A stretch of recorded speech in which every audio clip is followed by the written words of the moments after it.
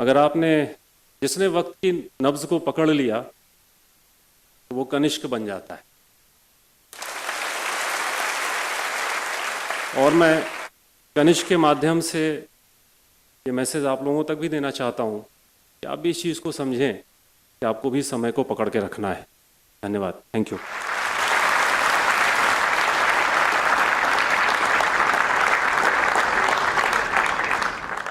इसी कोट के साथ आमंत्रित करूंगा कनिष्क जी को कि वो आएं और आपका बेहतर मार्गदर्शन करें। तो आप तालियों के साथ उनका स्वागत करें। Thank you so much.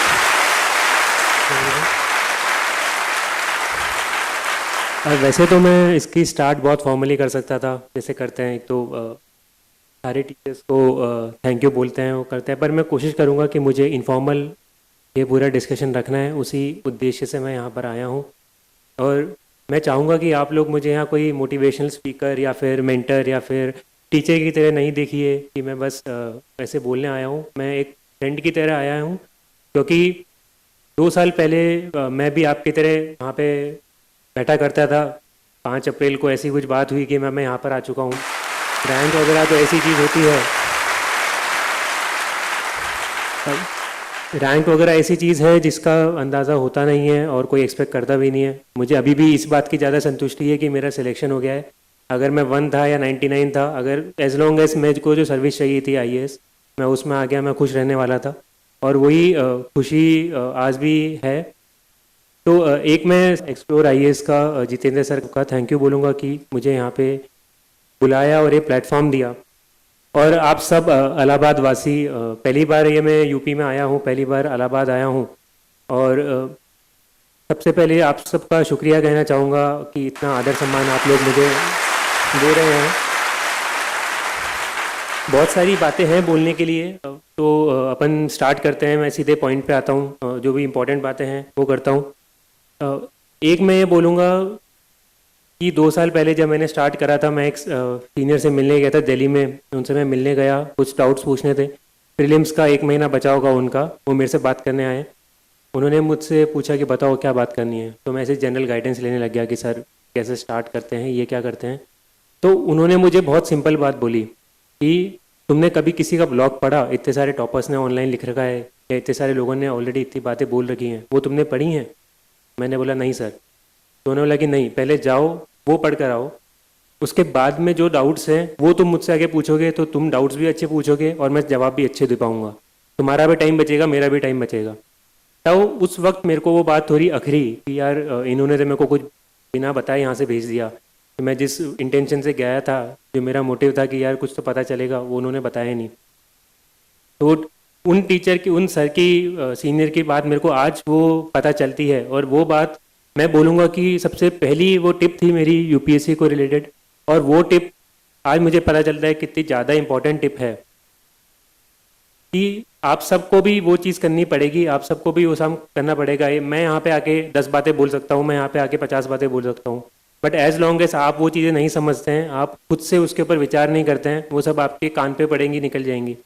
मैं भी यहाँ पर आया हूँ, तो अगर आप सब लोग यहाँ पर इस हॉल के अंदर हैं या जो भी वीडियोस पे देख रहे हैं, आप सब किसी पर्टिकुलर रीज़न से यहाँ पर आए हैं, कोई कारण है आपका यहाँ पे होने का, तो कोशिश करिए कि वो चीज़ आप समझ पाएँ। आप यहाँ पे कोई मूवी देखने नहीं आए कि हॉल में जाके 1-2 घंटे बैठ के मूवी देख के आ गए। यहाँ पे या कहीं पे भी इन जनरल लाइफ में ज्ञान बहुत जगह मिलता रहता है, ज्ञान बहुत सारे लोग बोलते हैं। वो कौन सा ज्ञान आपके काम का है, उसको कैसे पिक करना है, उसको कैसे अपनी ज़िंदगी में अप्लाई करना है, वो आपकी रिस्पॉन्सिबिलिटी है। तो इसलिए आराम से सुनिए जो भी मैं बोल रहा हूँ, कोशिश करिए क्या आप पे अप्लाई होती है, क्या आप पे रिलेवेंट है। मैं ये नहीं बोलूँगा कि मैंने जो भी बात बोली सब सत्य है। मेरा एग्ज़ाम एक बार में क्लियर हो गया, तो मैंने जितनी गलतियाँ करी होंगी वो हाइड हो चुकी हैं, किसी को पता नहीं चला मैंने क्या गलतियाँ करी हैं। 4 अप्रैल तक मैं जो भी करता था, जो भी सोचता था, वो मेरी खुद की थिंकिंग थी, वो मेरा खुद का पढ़ने का तरीका था। फिर वो रिजल्ट आया तो अब सब कोई उसको जानने लगा, सब उसको सही मानने लगा कि यही सही तरीका है। सही तरीका कुछ नहीं होता है, सही तरीका आपका जो तरीका है जिससे आपको समझ में आता है वो सही तरीका है। इसलिए जो भी, ना केवल मैं, आप कहीं से भी, इवन कोई टीचर भी या कोई भी फीडबैक आपको मिल रहा है, तो आपको एक बार समझना है कि वो आप पे कितना लागू होता है।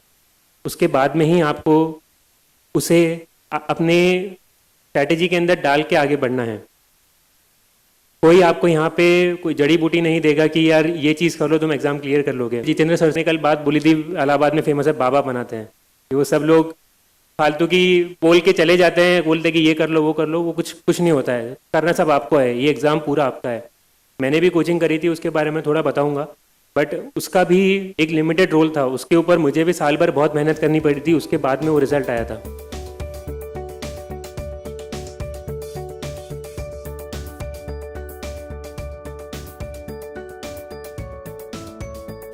सबसे पहले मैं एक बता देता हूँ कि थोड़ा मेरी लाइफ के बारे में बता देता हूँ। मैंने 2010 में आईआईटी का एग्ज़ाम दिया था। स्कूलिंग मेरी कोटा में हुई थी एंड बचपन से मुझे साइंस बैकग्राउंड में ज़्यादा इंटरेस्ट था। सोशल साइंस, अपनी सिविक्स, ज्योग्राफी, हिस्ट्री, इन सब में बिल्कुल भी इंटरेस्ट नहीं आता था।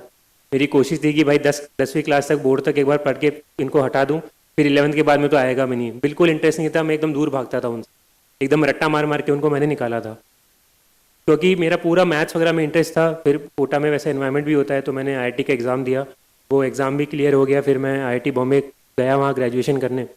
तब मेरे फादर ने मुझे बचपन से भी बोला था, और फादर मेरे सिविल सर्विसेज में ही है। पहले वो आरएएस थे, राजस्थान एडमिनिस्ट्रेटिव सर्विस में, अभी उनका प्रमोशन हो चुका है, वो आईएएस में है। उन्होंने मुझे बोला था, उनकी खुद की इच्छा भी थी कि वो आरएएस में, तो चाहते थे मुझे एज ए आईएएस देखना।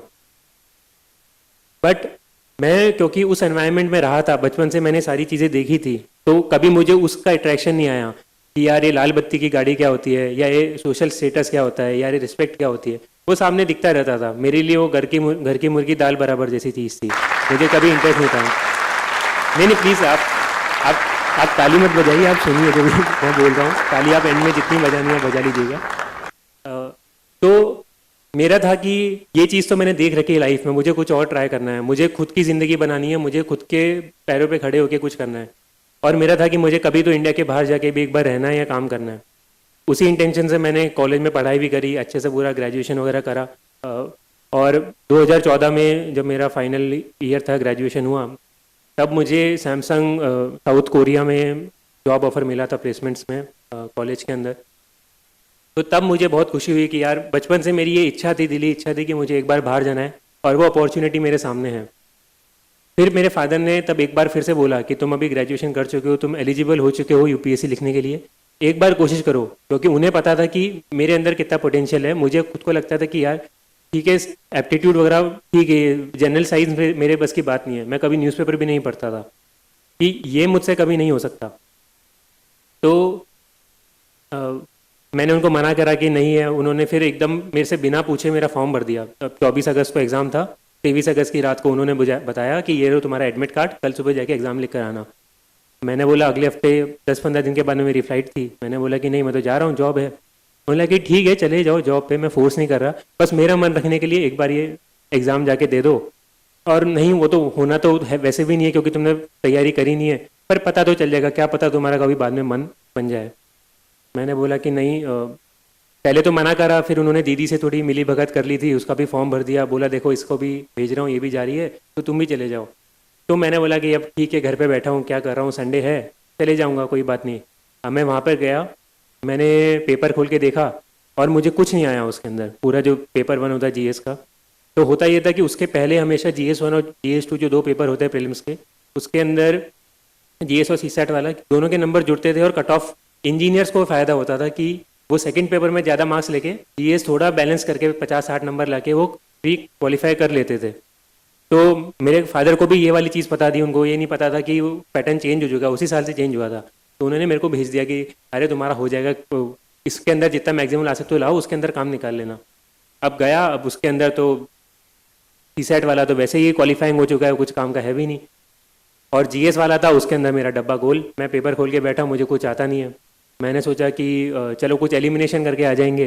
पहली बार मैंने उसके 5 साल पहले IIT का एग्ज़ाम दिया था, वहाँ पे तो एलिमिनेशन तो फिर भी हो सकता था कि चलो नहीं आया तो कुछ उल्टा तिगड़म बिठा के सवाल कर सकते हैं मैथ्स के, फिजिक्स के। यहाँ पे तो कुछ तिगड़म ही नहीं बैठती है, हमेशा 2 ऑप्शन तो फंसते ही फंसते हैं। B और C एलिमिनेट कर दिए तो A और D में तो तुक्का मारना ही पड़ेगा, बिना कॉन्फिडेंट मैं कर ही नहीं सकता हूँ। और ये आप सबको पता है, फिल्म्स के अंदर 70-75% क्वेश्चन ऐसे ही होते हैं कि बहुत ही कम स्टूडेंट्स कॉन्फिडेंटली कर पाते हैं, उन्हें कहीं ना कहीं तो गेस करना पड़ता है। तब तो मेरा कोई बेस भी नहीं था, कुछ कंसेप्ट भी नहीं थे, और न्यूज़पेपर मैंने पढ़ा हुआ नहीं था। तो मैं जाकर एग्ज़ाम में 15 मिनट मैंने करा, कुछ नहीं हुआ। फिर मैं उठ के टीचर को बोलने लगा कि ma'am I want to go, मेरे ये हो गया मेरा पेपर। उन्होंने बोला कि नहीं, यू हैव टू सिट, आपको बैठना पड़ेगा पूरा 2 घंटा। अब मैंने सोचा क्या करूँ, मैं जाके वहाँ पे हेड डाउन करके सो गया, क्योंकि एग्ज़ाम तो मेरे को कुछ आता नहीं था। फिर मैं घंटे सवा घंटे के बाद में उठा, देखा कि बाकी बच्चे कुछ कर रहे थे। मैंने बोला कि चलो अपन भी थोड़ा कर लेते हैं, थोड़ा अपन तुक्केबाजी तो भिड़ा लेते हैं कि क्या होगा, ज़्यादा से ज़्यादा नेगेटिव आएंगे, पर एग्ज़ाम तो अपन को क्लियर करना नहीं है। तो मैंने कुछ तुक्केबाजी करी और पेपर में देकर आ गया, घर पे आराम करा, पापा को बोल दिया कि जो होगा मुझे तो मतलब का भी नहीं है, बताना भी मत कि कितने मार्क्स से क्या रिजल्ट था। फिर उसके कुछ 7-8 में तो आराम से जॉब करने चले गया। 7-8 महीने बाद उनका फ़ोन आया कि ऐसे ऐसे हुआ है, तुम्हारा होना तो था नहीं, तो हुआ भी नहीं, और इतने मार्क्स तुम्हारे सी सेट में कुछ बहुत अच्छे नंबर आए हैं, क्योंकि वो मेरा स्ट्रॉन्ग था, और जीएस में होंगे सिंगल डिजिट या कुछ 10-15-20 नंबर से ऊपर नंबर नहीं होंगे मैं 200 के अंदर से। तो वो देख के पता चल गया कि अपने बस की बात नहीं है यूपीएससी, खासकर जीएस, क्योंकि मेरा कभी स्ट्रॉन्ग था ही नहीं। फिर मैंने बाहर, जो मेरा इंटेंशन था कि बाहर नौकरी करी, कभी बीच में यूपीएससी के लिए सोचा भी नहीं, क्योंकि मेरा था कि अभी नौकरी मिली, इसमें अच्छे से करना है, मुझे ध्यान भी अपना कहीं और बांटना नहीं है। तो मैंने अपना करा, जॉब करी 1.5 साल। फिर कुछ चीज़ें ऐसी हुई, वहाँ पे काम पसंद नहीं आया। फिर मैंने सोचा कि इंडिया मूव करके काम करते हैं, और बाहर रहना भी मेरे को इतना पसंद नहीं आया, इंडिया की जो लाइफ मेरे को बेटर लगती थी। तो फिर मैं शिफ्ट करके बैंगलोर आ गया। बैंगलोर के अंदर मैंने जॉब करी, और जॉब करते वक्त बैंगलोर में कुछ 7-8 महीने जब निकले होंगे, दिवाली का टाइम था 2016 का, मैं 2016 मार्च में इंडिया आ गया था। तो जब अक्टूबर नवंबर का टाइम आया, तब तक आते आते जो नेचुरल चीज़ है कि जैसे जैसे एज बढ़ती जाती है, वो थोड़ी लाइफ में सीरियसनेस भी होती है। कब हम हमेशा मजाक नहीं कर सकते हैं कि आज मस्ती कर ली, कल कोई मूवी देखने चले गए, परसों गेम खेलने चले गए, फिर वीडियो गेम खेल रहे हैं, ये हमेशा नहीं कर सकते, कहीं तो लाइफ में सीरियस होना पड़ता है। तो उस वक्त था जब मैंने सोचना विचारना शुरू करा, और वहाँ बैंगलोर का ट्रैफिक भी ऐसा था कि आधा आधा पौन घंटा मैं कैब में बैठा रहता था ऑफिस जाने के लिए, तो और कुछ काम था भी नहीं। तो मैं बैठे बैठे यही सोचता था कि मैं क्या कर रहा हूँ, मुझे क्या करना है। तब मेरे दिमाग में ये सब ख्याल आने लगे कि मेरी जो बाहर लाइफ थी वर्सेस जो मेरी बैंगलोर में लाइफ है, जो मेरी इंडिया में लाइफ है, उसमें बहुत सारा अंतर है, बहुत सारे इश्यूज़ हैं। और जो वहाँ पे जिस तरह की ईज़ ऑफ लिविंग थी कि बड़े आराम से चीज़ें हो रही है, कुछ सोचना ही नहीं पड़ रहा है, वैसी ज़िंदगी यहाँ पे नहीं है, और मैं चाहूँगा कि वैसी ज़िंदगी यहाँ पे होनी चाहिए। तो जैसे बैंगलोर का ट्रैफिक का मैंने बताया, तो ट्रैफिक का देख के लगता था कि यार ये ट्रैफिक में ये ऐसे क्यों कर रखा है, ये थोड़ा ऐसे कर सकते हैं तो ये निकल जाएगा, ये तो बहुत कॉमन सेंस ही चीज़ है। ये एक बस स्टैंड है, वो उन्होंने एक ब्रिज है उसके बीच में बस स्टैंड बना रखा है, तो बसेस वहाँ पे रुक के तो ट्रैफिक जाम होना ही है, तो सबको लगता था। ये वाटर स्केर्सिटी है, पानी की कमी बैंगलोर में बहुत तेज़ी से होती जा रही है, अभी भी इशू चल ही रहे हैं। तो तब से मुझे लगता था कि यार ये सारे चैलेंजेस हैं, और अगर मैं बाहर बैठे बैठे अगर मैं इंडिया में रह रहा हूँ और अगर मैं इनको बस क्रिटिसाइज़ कर रहा हूँ कि ये क्या है, ये गंदा है, बाहर अच्छा था, तो मैं मतलब इतना मेरे को इधर मिला है, मैंने सब कुछ पढ़ाई करी है, तो मैं उसके साथ ही गलत चीज़ कर रहा हूँ। तो अगर उनको इम्प्रूव करना है तो वो मैं बाहर से कोस नहीं सकता हूँ, मुझे खुद को जाके चेंज करना पड़ेगा। तब मैंने थोड़ा सोचना स्टार्ट करा। फिर वो पहले से दिमाग में यूपीएससी वाला तो एक्सपीरियंस था ही, पता था कि जॉब कैसे होती है, क्या क्या अपॉर्चुनिटीज़ होती हैं, कौन कौन से सेक्टर्स होते हैं। मेरे फादर, मेरे ताऊ जी भी सिविल सर्विसेज में ही हैं, और फादर के कुछ सीनियर्स हैं, वो बचपन से 1-2 बार मैं मिला हुआ था उनसे, तो मुझे आइडिया था थोड़ा बहुत कि यहाँ पर मैं आऊँगा तो कुछ तो सेटिस्फाइंग मिलेगा। एट द सेम टाइम मैं बैंगलोर में जो जॉब कर रहा था, वहाँ पे मैं 8 to 8, 9 to 9, 10-12 घंटे दिन के मेरे उसमें जाते थे। महीने के एंड में मेरी सैलरी आती थी, काफ़ी अच्छी सैलरी थी, बट उसको ना मैं कहीं यूज़ करता था, ना उससे मुझे सेटिस्फैक्शन मिलता था कि यार मैं कुछ अच्छा इंप्रूव कर पा रहा हूँ या कुछ भी अच्छी चीज़ हो रही है उससे, बस से मेरा फ़ायदा हो रहा है। और मेरा फ़ायदा भी वो केवल मॉनिटरी फ़ायदा है कि मैं आज जाके अगर मैं मान लो 1000 रुपये की शर्ट खरीदता हूँ, तो मैं कल जाके 5000 की शर्ट खरीद लूँगा, उसके ऊपर तो मैं खर्च कर भी नहीं सकता हूँ। तो मुझे लगने लगा, फिर मैंने घर पे बात करी, अपने फादर से बात करी, बीच में यूएस वगैरह का ऑप्शन भी आया कि मैं यूएस भी शिफ्ट कर सकता हूँ, वहाँ पे पढ़ाई की भी अपॉर्चुनिटी मिली।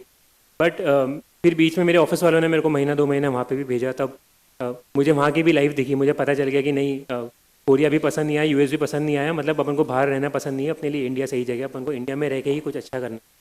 इसलिए फिर मैं सोचने लगा कि यूएस का तो मैंने ऑप्शन कैंसिल कर दिया और घर पे बात करने लगा। तो मैंने 5-6 महीने लगाए, बार हर महीने मैं घर जाता था, पूछता था, बात करता था जितने लोगों से हो सके, तो खासकर वो भी केवल घर के अंदर, और 1 से 1 या 2 लोग, ऐसा भी नहीं कि मैंने 10 जनों को या दोस्तों को भी बता दिया कि मैं ये सोच रहा हूँ, क्योंकि बहुत सारी ओपिनियन आती है, जो वो सब अपन को जो सोचना होता है, अपन को करना होता है, वो उनसे इन्फ्लुएंस होती है। अल्टीमेटली जो आपको अंदर से चाहिए वो आपको ही पता है, या ज़्यादा से ज़्यादा जो आपके क्लोज वंस है, आपकी फैमिली है, वही आपको बता सकते हैं, वही लोग हैं जो आपको सही एडवाइस देंगे। बाकी तो उनके हिसाब से जो सही है वो बताते हैं। इसलिए मैंने सोचा कि इन्हीं लोगों से पूछता हूँ। फिर सोच समझ के मैंने डिसाइड करा, बताया कि सब जगह पॉजिटिव नेगेटिव होते हैं, कि तुम सिविल सर्विसेज में भी आओगे तो ऐसा नहीं है सब कुछ अच्छा होगा, इश्यूज़ होंगे, लोगों को ट्रांसफ़र का बहुत टेंशन रहता है, कहाँ ट्रांसफ़र कर देंगे, या लोगों को पॉलिटिकल इंटरफेरेंस का डर रहता है, बहुत सारी चीज़ें होती हैं। वही मैंने बात करी तो उन्होंने बताया कि हर जगह पॉजिटिव्स नेगेटिव्स होते हैं। सिविल सर्विसेज में ज़रूरी नहीं है कि सब कुछ अच्छा होगा, ज़रूरी नहीं है सब कुछ गंदा होगा। अगर तुम जहाँ सेटिस्फेक्शन लेना चाहते हो, जो काम करके तुम अच्छा काम करना चाहते हो, वो ज़रूर यहाँ पे मिलेगा। ये मैंने 3, 5, 4, 5, 10 लोगों से पूछ लिया था, सुन लिया था, तो इसका मुझे पता था कि अगर मैं अच्छा ही ढूंढूंगा तो मेरे को अच्छा ही मिल जाएगी, बट अगर मैं केवल बुराई ढूंढूंगा उस चीज़ के अंदर तो मेरे को बुराई भी मिल जाएगी। और अगर मैं प्राइवेट जॉब कंटिन्यू करता हूँ तो वहाँ पे भी है कि ठीक है, मेरे को अच्छी सैलरी मिल रही है, सब कुछ बढ़िया है, मैं अच्छी लाइफ जी सकता हूँ, मैं महंगी कार खरीद ली, ये कर लिया, जो करना है मैं कर सकता हूँ, but at the same time जो सेटिस्फेक्शन है कि मैं कुछ अच्छा काम कर रहा हूँ वो वहाँ पे नहीं मिलता है। या मैं बैंगलोर में हूँ, वहाँ पे ट्रैफिक में फंस रहा हूँ, तो पता है कि वो भी नेगेटिव ही हुआ उस जॉब का। तो मुझे वो मैंने जब कंपेयर करा दोनों चीज़ों को, तब मैंने सोचा नहीं, सिविल सर्विसेज का एग्ज़ाम देंगे। फिर मैंने मेरी जॉब छोड़ी, मई 2017 में मैंने मेरी जॉब छोड़ी थी। उसके बाद में मैंने मेरी प्रिपरेशन स्टार्ट करी। ये एग्ज़ाम मेरा 1 साल का या मेरा 1.5 साल का टाइमलाइन था। तो अब लोग बोलने में बोल सकते हैं कि ठीक है मेरे 2 अटेम्प्ट थे, बट मैं इसको पर्सनली फर्स्ट अटेम्प्ट ही काउंट करता हूँ, क्योंकि पहला अटेम्प्ट तो था कि मेरे को एग्ज़ाम के 1 दिन पहले पता चला कि मुझे कल जाके एग्ज़ाम लिख कर आना है, और मैं इसको as a time period count करता हूँ। कोई मेरे से पूछेगा तो मैं बोलूँगा मैंने ज़िंदगी के 1.5 साल 2 साल डाले यूपीएससी क्लियर करने के लिए, और वो लगते ही हैं, वो सबके ही उतने मिनिमम तो इतना अमाउंट डालना पड़ेगा आपको। तो ये मेरी टाइमलाइन थी जो मैंने बताई आपको। अब इसमें आप नोट करेंगे तो सबसे पहले मैंने सबसे बल्क में जो टाइम बताया वो क्या था, मेरा यूपीएससी में आने का जो थॉट प्रोसेस, जो मैंने स्टार्टिंग के तैयारी शुरू करने के पहले 5-6 महीने डाल दिए सोचने में कि मुझे एग्ज़ाम देना है, क्यों देना है, क्या फ़ायदे हैं, क्या नुकसान है, करना है या नहीं करना है। सबसे पहले मैंने वो वाला काम करा। मैं आप सबको ये चीज़ इसलिए बता रहा हूँ, ये मेरा रीज़न था, इससे आप लोगों का कोई लेना देना नहीं है। काफ़ी लोगों ने पूछा इसलिए मैंने बता दिया।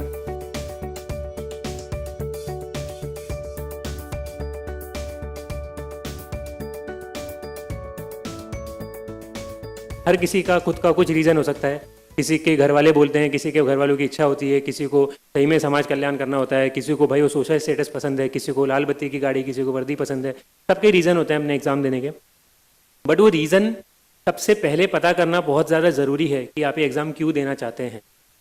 अगर आपके मन में ये आपको पता ही नहीं है कि आप एक एग्ज़ाम क्यों दे रहे हैं, तो आप मेरी बात मानिए, मतलब 1 साल 2 साल 3 साल आपके निकल जाएंगे, आपको पता नहीं चलेगा, और वो बहुत ज़्यादा टाइम वेस्ट होगा। और 2 साल आपके निकल गए तो तीसरे अटेम्प्ट तक अगर आप खुद को संभाल भी लेंगे तो आप इतने प्रेशर में आ जाएंगे कि 2 बार नहीं निकला तो तीसरी बार भी आपका नहीं निकलेगा। और अगर आप कोई इंटरव्यू तक अगर गया हुआ है, कोई रिपीट अगर कर रहा है, या जिसने थोड़ा भी अंदाज़ा लगाया होगा, इंटरव्यू का सबसे पहला कोई भी क्वेश्चन प्रिपेयर करता है तो यही होता है, वाई सिविल सर्विसेज, आप एग्ज़ाम क्यों देना चाहते हैं, आप इस सर्विस में क्यों आना चाहते हैं। तो एनीवेज जब भी आप पढ़ाई करेंगे, अगर आपका मेंस 3 मेंस क्लियर हो भी गया तो उसके बाद में पहला काम ही आप ये करने वाले हैं कि आप ये पता लगाएंगे कि मेरे को एग्ज़ाम क्यों देना है। तो मैं ये बोलूँगा, आप सबसे पहले पता लगाइए, अपनी तैयारी स्टार्ट करने से पहले पता लगाइए कि आपको ये एग्ज़ाम क्यों देना है। जब तक आपके मन में वो क्लियर नहीं है तब तक आप अच्छे से कर भी नहीं पाएंगे, और अगर आपने पहले क्लियर कर लिया तो आपकी आगे के 2 साल 3 साल बहुत आराम से निकलेंगे, आपको पता भी नहीं चलेगा। बस आपको उसके बारे में मेहनत करनी है। अगर मुझे पता है कि ये मेरा रीज़न है, इस रीज़न से मैं काम करना चाहता हूँ, तो मेहनत करने में ज़ोर भी नहीं आता।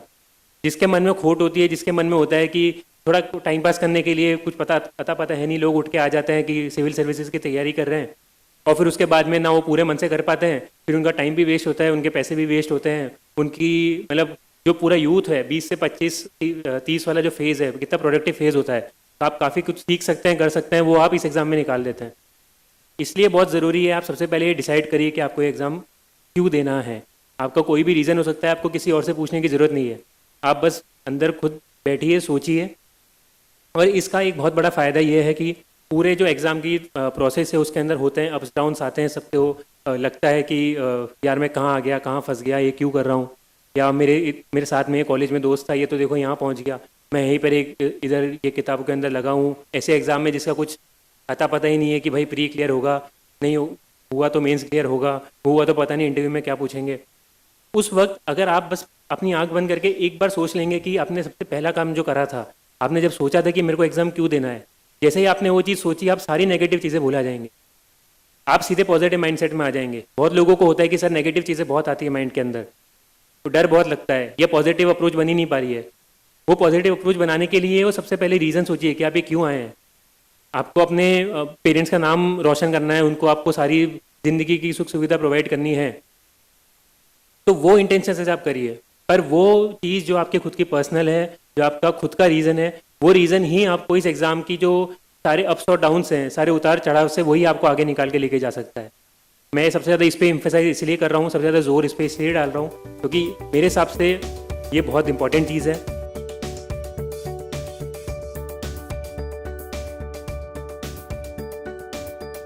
उसके आगे की चीज़ें अगर मैं बताऊं तो ये करने के बाद में आपको पता होना चाहिए कि एग्ज़ाम क्या है, कितने फेज़ होते हैं, कितने स्टेज होते हैं, एक स्टेज में कितने नंबर पूछते हैं, वो जुड़ता है नहीं जुड़ता, ये क्वालिफाइंग है, ये इसके मार्क्स जुड़ते हैं, ये सब्जेक्टिव है ऑब्जेक्टिव है, कब कब होते हैं, कितने टाइम का गैप मिलता है।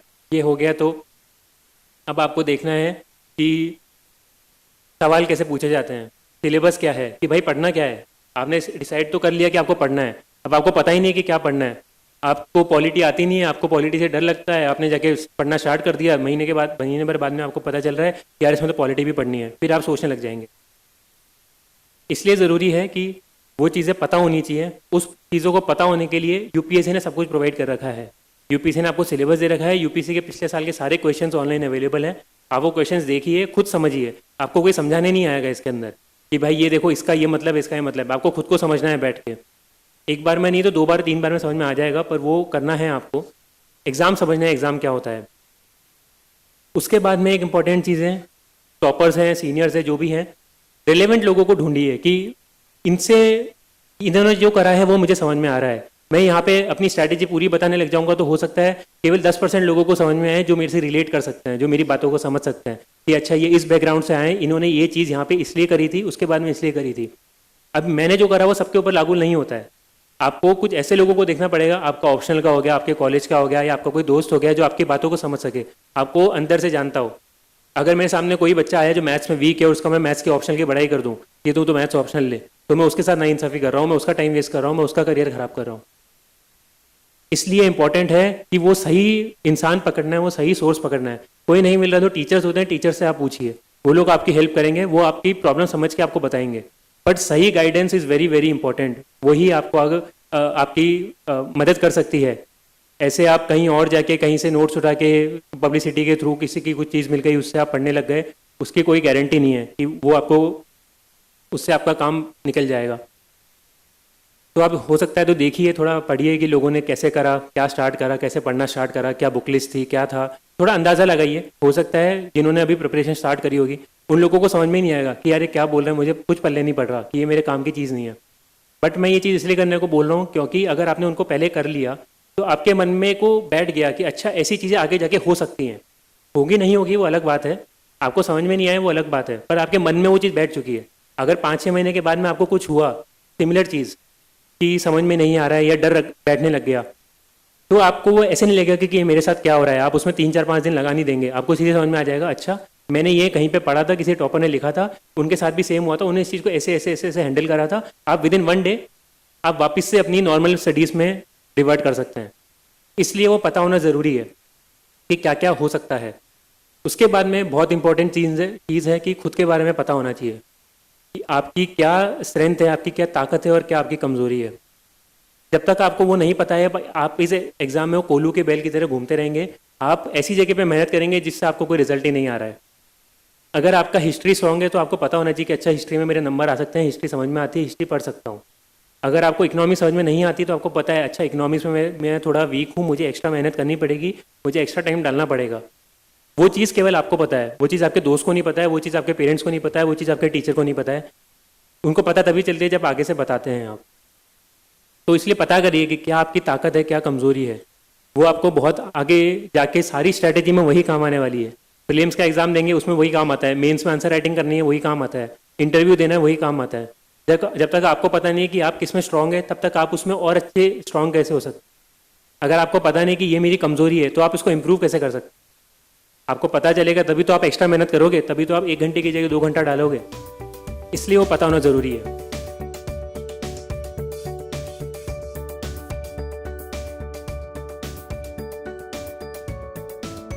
नेक्स्ट चीज़ है, इसी से आगे जुड़ती है, वो होता है ऑप्शनल। ऑप्शनल बहुत लोगों को डाउट होता है कि क्या ऑप्शनल ले, कौन सा ऑप्शनल अच्छा है, ये ऑप्शनल अच्छा कर रहा है या बुरा कर रहा है, यूपीएससी इसमें स्केलिंग कर रहा है या इसमें नंबर कम आ रहे हैं, टॉपर इसमें कम आ रहे हैं, इसके नंबर तो इतने ज़्यादा ही हैं। ये सारी साइड की चीज़ें हैं। उसके पहले इंपॉर्टेंट है कि आपको क्या चीज़ समझ में आती है, किस चीज़ को आप पढ़ सकते हैं। यहीं पे आपकी ताकत और कमजोरी का फ़ायदा उठा सकते हैं आप। आपको पता है कि ये सब्जेक्ट मेरा स्ट्रांग है, इसको पढ़ सकता हूँ, तो वो आपकी ऑप्शनल की पॉसिबिलिटी है। जो आपका सब्जेक्ट ही वीक है, मैं टाइम भी वेस्ट नहीं कर रहा हूँ उस ऑप्शन को सोचने के लिए, क्योंकि मुझे ये वाली चीज़ पता थी, मैंने ये चीज़ पहले कर रखी थी। मैंने मेरा ऑप्शनल विदिन 5 मिनट्स डिसाइड करा था। 5 मिनट मैंने सोचा, उसके बाद में मैंने दिमाग ही नहीं लगा कि मेरे को कोई और ऑप्शन लेना है, क्योंकि मेरे दिमाग में वो क्लैरिटी थी कि मुझे पता था मेरी मैथ्स स्ट्रांग है, मैं मैथ्स पढ़ सकता हूँ, मुझे मैथ्स पढ़ने में जोर नहीं आएगा। अगर मैं बोर होऊंगा, मैं तभी भी उठा के रात के 12-2 बजे भी कोई उठा के बोले कि ये तुमको ऑप्शनल पढ़ रहा है, मैं पढ़ लूंगा। अगर मैं जीएस से कभी बोर हो गया, वही बार बार जीएस 1 2 3 4 कितनी बार पढ़ेंगे, बोर हो गया तो मैं उसे ब्रेक लेने के लिए मैथ्स पढ़ सकता हूँ। इन सब कारणों से मैंने मैथ्स पसंद करा।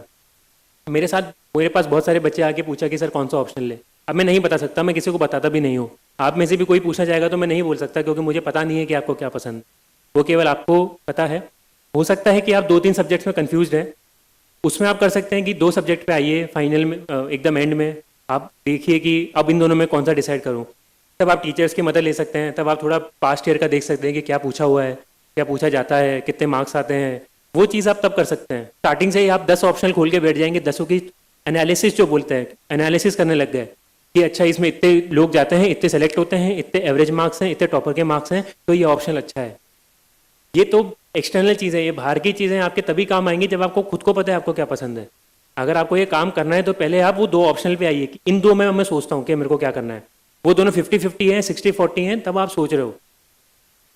अगर आप कंफ्यूज हो तो आप हफ्ता 10 दिन ऑप्शनल का कोई टॉपिक उठा के पढ़ के देख लीजिए। आपको लगा कि पढ़ सकते हैं तो कंटिन्यू करिए, नहीं पढ़ सकते तो ठीक है, अब मैं ऑप्शनल पढ़ ही नहीं सकता तो मैं आगे क्यों बढ़ूँ। और कोशिश करिए कि कोई भी ईजी टॉपिक उठा के पढ़ना स्टार्ट करें। अगर ईजी टॉपिक ही मान लीजिए आपको 10 दिन में समझ में नहीं आ रहा है, मतलब वो ऑप्शनल आपके लायक है ही नहीं। अगर आप इजी टॉपिक नहीं समझ सकते तो हार्ड की तो बात भूल ही जाइए। और कभी ये गलती मत कीजिएगा कि आप हार्ड टॉपिक पहले उठा के पढ़ने लग जाए। हार्ड टॉपिक अगर आप पहले 10 दिन में पढ़ेंगे तो आप डर जाएंगे उस ऑप्शन को लेके कि यार कितना हार्ड है, समझ में नहीं आ रहा है। हर ऑप्शन में 2 3 4 टॉपिक ऐसे होते हैं जो हार्ड होते हैं। कोई भी स्टूडेंट हो उनको एक्स्ट्रा 10%, 20%, 30% एफर्ट उसके अंदर डालना पड़ता है। 2 की जगह 4 घंटे डालने पड़ते हैं उन टॉपिक्स के अंदर। तो अगर पहले ही टफ टॉपिक देखेंगे तो आप बायस हो जाएंगे, आपको डर लगने लग जाएगा। आप पहले तो सोचेंगे ये ऑप्शन मेरे लायक नहीं है, और आप कंपेयर भी नहीं कर सकते। कंपेयर करने के लिए पता होना चाहिए कि क्या बैलेंस चीज़ें हैं, और इसलिए इजी टॉपिक आप पहले उठा के पढ़िए, आपको पता चल जाएगा। नहीं हुआ तो आप टीचर से पूछिए, उसके बाद में आप बाकी सारी चीज़ें कर सकते हैं। पर पहले, और ऑप्शनल बहुत इंपॉर्टेंट इसलिए है कि ऑप्शनल में टाइम वेस्ट नहीं करना है। अगर आपने मान लीजिए कोई ऑप्शन डिसाइड कर लिया है तो आप उस ऑप्शन से हटेंगे नहीं, आप उस ऑप्शन में पूरी जान डाल देंगे अपनी। अगर आपने 1 महीने पढ़ा, फिर आपका दोस्त आके बोलता है कि अरे क्या पढ़ रहे हो, अच्छा ऑप्शन नहीं है, इसमें नंबर नहीं आता है, फिर आप खुद डाउट करने लगे कि हाँ यार ये सही बोल रहा है, तो आप वापस से ऑप्शन हट के कुछ और पढ़ने लग जाएंगे। अब आपकी 1 महीने की मेहनत वेस्ट हुई, फिर आपने जो स्पीड पकड़ी थी वो भी गई, आप नया ऑप्शन उठाएंगे, फिर पूरा टाइम वेस्ट। इसलिए ज़रूरी है कि अगर आपने कोई डिसीजन लिया है, आपको उसे स्टिक करना है, उसको कंटिन्यू करना है फॉर सम टाइम, उसको छोड़ना नहीं है। और ये सब स्ट्रैटेजी के लिए, कि ऐसा नहीं कि आज ये कर लेते, कल वो कर लेंगे, परसों ये कर लेते। आप कोशिश करिए कि ये चीज़ नहीं हो।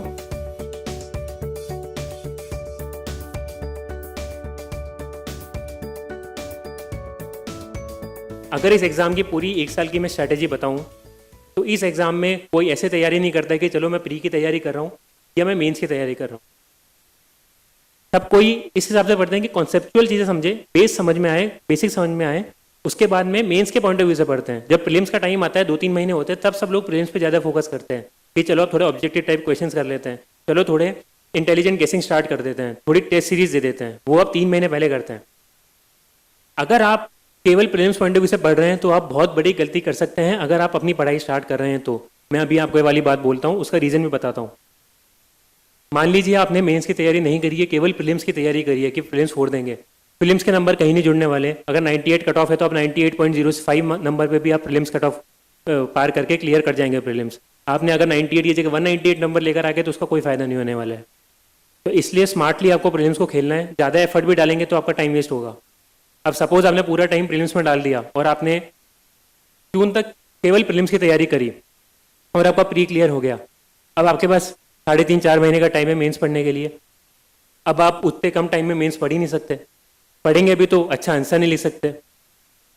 मान लीजिए 90% चांस है कि आपका मेंस क्लियर नहीं होगा, कुछ 5-10% लोग एक्सेप्शनल होते हैं, उनका होगा भी तो ऐसे कोई एक्सेप्शनल नंबर नहीं आएंगे कि खुद की पसंद की सर्विस मिल गई। वो होंगे कि बस लिस्ट के अंदर नीचे कहीं पे नाम आ गया, रिजर्व लिस्ट के अंदर आ गए। और सपोज आपने ये दे दिया, अपना मेंस भी एग्जाम दे दिया, 3-4 महीने थोड़ा घास काट के जल्दी जल्दी करके आपने अपना तैयारी कर ली और अब आप वेट कर रहे हैं रिजल्ट का कि मेंस का रिजल्ट देखते हैं, क्या पता हो जाए। उम्मीद तो लगा रखी है, उम्मीद सबकी लगी रहती है। अब दिसंबर में मान लीजिए रिजल्ट आया और रिजल्ट 90% नेगेटिव ही आना है और सपोज नेगेटिव आया। अब आपके पास कितना टाइम बचा है मेंस की तैयारी करने का? आपके पास 1 या 2 महीने हैं, क्योंकि मार्च से आप फिर से प्रीलिम्स की तैयारी करना शुरू कर देंगे, क्योंकि प्रीलिम्स का डर सबसे ज़्यादा होता है लोगों को। फिर आपके पास केवल 2 महीने बचे, आप मेंस के अंदर आप पढ़ ही नहीं पाएंगे, आप एथिक्स नहीं पढ़ पाएंगे, आप GS3 नहीं पढ़ पाएंगे, आप GS2 नहीं पढ़ पाएंगे, आप हिस्ट्री नहीं पढ़ पाएंगे, आप सोसाइटी नहीं पढ़ पाएंगे। 2 महीने में कितना कर लेंगे?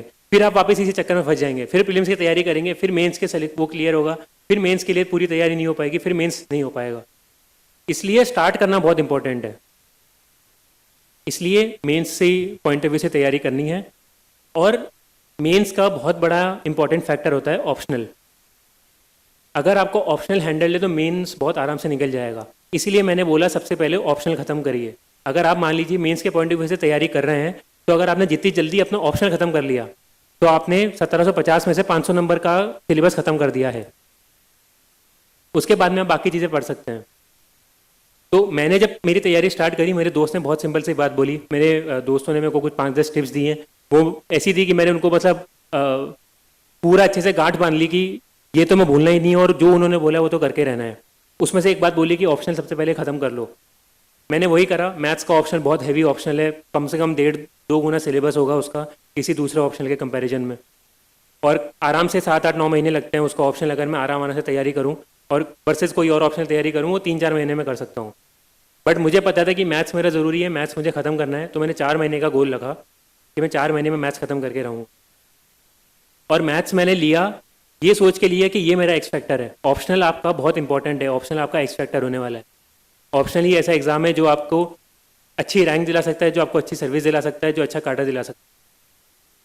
क्योंकि जीएस सबका बराबर होता है, किसी का पॉलिटी अच्छा है, किसी का हिस्ट्री अच्छा है, वो बैलेंस हो जाता है। कोई GS1 में 120 लाया तो GS2 में 80 नंबर लेकर आया है।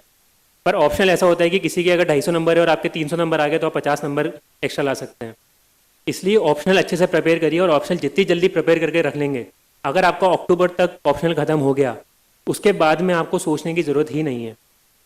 उसके बाद में आपको जीएस अपना पढ़ते रहना है, जीएस धीरे धीरे कवर करना है। फिल्म्स के लिए आप वैसे भी जीएस पढ़ेंगे तो फिल्म्स के टाइम पे भी अगर आप बेसिक्स पढ़ रहे हैं तो बेसिक्स आपको मेंस में भी काम में आएंगे ही। फिल्म्स का जो पढ़ा है उसमें थोड़ा सी एक्स्ट्रा ऐड करना पड़ता है, आपके मेंस के नोट्स और मेंस की तैयारी हो जाती है। पर अगर आप ऑप्शनल पढ़ भी रहे हैं तो शुरू में जीएस भी ऐसे नहीं कि पूरा छोड़ दिया। जीएस भी आपको स्टार्ट करना है, जीएस भी आपको देखना है, एनसीईआरटी पढ़नी है, सिलेबस देखना है, क्या इंपॉर्टेंट चीज़ें हैं वो भी धीरे धीरे चलती रहनी चाहिए। बट जो पहले जो 4 मंथ्स है उसमें मेजॉरिटी जो सबसे ज़्यादा आप टाइम डालेंगे वो आप ऑप्शनल के अंदर डालेंगे, ऑप्शनल खत्म करेंगे। और ऑप्शनल खत्म हो गया उसके बाद में फिर आप जीएस पे आएंगे। फिर अगले जो 4 महीने हुए, नवंबर, दिसंबर, जनवरी, फरवरी, इसको भी मैं 2-2 महीने में ब्रेक करता हूँ। ये 2.5 महीने और 1.5 महीने में ब्रेक करता हूँ। अगले 2.5 महीने में क्योंकि आपका ऑप्शन हो चुका है तो आप उसका टाइम पूरा जीएस में डाल सकते हैं। अगर आप पहले दिन के 5 घंटे ऑप्शन में डाल रहे हैं तो आपको 5 घंटे जीएस में एक्स्ट्रा मिल रहे हैं। तो अगर आपने एनसीईआरटी पढ़ रखी है तो आप उसके नोट्स आपने बना रखे हैं, उसके बाद में आप थोड़ा आंसर राइटिंग में स्टार्ट कर सकते हैं। उसके बाद में आप थोड़ा अपना ये जो स्टैंडर्ड बुक होती है, एक स्टैंडर्ड बुक की बात कर रहा हूँ जो सब लोगों ने पढ़ी होती है, ऐसे नहीं कोई कहीं से बुक उठा के लिया है। जो सिंपल बुक होती है वो आप पढ़ना स्टार्ट करेंगे, उसके नोट्स बनाएंगे, उससे समझेंगे और टारगेट बना के सारे सब्जेक्ट खत्म कर लेंगे कि 10-15 दिन में 10-15 दिन में ज्योग्राफी, 15-20 दिन में पॉलिटी, फिर इकोनॉमिक्स, फिर हिस्ट्री, सारा ऐसे ऐसे खत्म हो गया। फिर 2.5 महीने निकल जाएंगे तो मैं जनवरी के मिड से फरवरी तक एक बार फिर से बोलूँगा कि आपको ऑप्शनल रिवाइज करना पड़ेगा। अगर आपने अक्टूबर में अपना ऑप्शनल खत्म करा है और आप प्रीलिम्स तक अगर ऑप्शनल नहीं पढ़ रहे हैं तो बीच में आपके कम से कम 8 महीने का इतना गैप आ चुका है कि आपने ऑप्शनल नहीं पढ़ा है और उतने टाइम में आप काफ़ी चीज़ें भूल सकते हैं। रिवीजन बहुत ज़्यादा ज़रूरी है इस एग्ज़ाम का। इसलिए वो जनवरी से फरवरी वाले टाइम में 40-50 दिन में वापस से बहुत जल्दी जल्दी अपना ऑप्शन रिवाइज कर लीजिए कि अब सेटिस्फेक्शन मिल गया कि ठीक है मैं प्रीलिम्स के बाद में ऑप्शन शुरू कर सकता हूँ। प्रीलिम्स अपना ऐसा होना चाहिए कि मतलब प्रिपरेशन ऐसी होनी चाहिए कि जिस दिन प्रीलिम्स का एग्जाम हो उसके अगले दिन अगर किसी ने आके बोला कि यार चलो मेंस देना है, अगले दिन मेंस का एग्जाम है, तो आपके हाथ पांव फूलने नहीं चाहिए कि यार ये क्या बोल दिया, मेरी तो तैयारी नहीं है, मेरा तो ऑप्शनली प्रिपेयर नहीं है, मेरा तो जीएस प्रिपेयर नहीं है। कम से कम 50-60-70% तो अटेम्प्ट करके आ सकते हैं। इस लेवल का प्रिपरेशन आपका होना चाहिए टिल द टाइम प्रीलिम्स आपके हो रहे हैं। तो आपने ये फरवरी तक अपनी ये चीज़ कर ली, रिवीजन हो गया एक ऑप्शनल का, उसके पहले जीएस भी स्टार्ट कर दिया था। अब उसके बाद में जो अगले 3 महीने हैं प्रीलिम्स के पहले के, तब आप अच्छे से जीएस अपना कर सकते हैं। तब अच्छे से जीएस करिए, अच्छे से टेस्ट सीरीज करिए, जितने टेस्ट सीरीज होते हैं, जितने क्वेश्चन हो सकते हैं, पूरे प्रॉपर अच्छे से घर पे बैठ के या कहीं भी टेस्ट सीरीज में जाके टेस्ट सेंटर पे जाके आपको प्रॉपरली सारे कम से कम 40-50 क्वेश्चन पेपर तो सॉल्व करने पड़ेंगे प्रीलिम्स के। प्रीलिम्स का अननेसेसरी लोगों ने हवा बना रखा है, डर बिठा रखा है कि प्री क्लियर नहीं होगा, प्री मुश्किल होता जा रहा है। ये केवल और केवल मेंटेलिटी का गेम है, आपकी सोच का गेम है। अगर आपने खुद को बेवकूफ़ बना लिया कि मैं प्री क्लियर कर सकता हूँ तो प्री आता आपका ऐसे ही क्लियर हो जाएगा। अगर आप पहले से डर बांध के बैठे हुए हैं तो आप प्री में आती हुई चीज़ें भी गलत करके आएंगे। इसलिए उस वक्त आपको प्री की तैयारी करनी है, पहले से ज़्यादा एक्स्ट्रा एफर्ट डालेंगे तो आपको फायदा नहीं होने वाला है। जैसे मैंने मार्क्स का बताया, आप 98 की जगह 198 नंबर भी लेकर आएंगे तो आप कुछ किसी और से 100 नंबर एक्स्ट्रा लाके अच्छी रैंक नहीं ला सकते हैं। इसलिए थोड़ा स्मार्टली आपको प्री को खेलना पड़ेगा। ह्यूमैनिटीज़ वाली साइड में मुझे ये लगता है कि बच्चों को थोड़ा ऑब्जेक्टिव अप्रोच पता नहीं होती है कि कैसे सॉल्व करना है, कैसे अप्रोच करना है। यहाँ पे मुझे एक थोड़ा अभी जैसे बोलते हैं इंजीनियर्स की नंबर बढ़ता जा रहा है एग्जाम के अंदर, यहाँ पे मुझे लगता है कि प्री में थोड़ा सा फायदा लोगों को हो सकता है, क्योंकि ऑलमोस्ट जो भी इंजीनियर है उसने कभी ना कभी आईआईटी की तैयारी करी होती है, या अगर कोई साइंस में कोई और है तो उसने ऐसे किसी ऑब्जेक्टिव एग्जाम की तैयारी करी होती है। तो उनको वो पता होता है कि एग्जाम पेपर बैठ के वो टिक कैसे करते हैं, गोले कैसे भरते हैं, और कैसे आप 2 घंटे में पूरा पेपर मैनेज करते हैं। अगर आप ह्यूमैनिटीज़ वाली साइड से हैं तो आपको वो एक्स्ट्रा एफर्ट करना पड़ेगा। अगर आपको उन लोगों के बराबर आना है, अगर आपको उनकी तरह प्री भी क्लियर करना है, तो वो एक्स्ट्रा आपको 3 महीने में एफर्ट डाल के घर पे बैठ के मेहनत करनी पड़ेगी। जब आपका ये हो गया मान लीजिए प्रीलिम्स तक, उसके बाद में आप ज़्यादा सोचिए नहीं कि कितने मार्क्स आएंगे, ये आएगा, वो होगा, होगा नहीं होगा।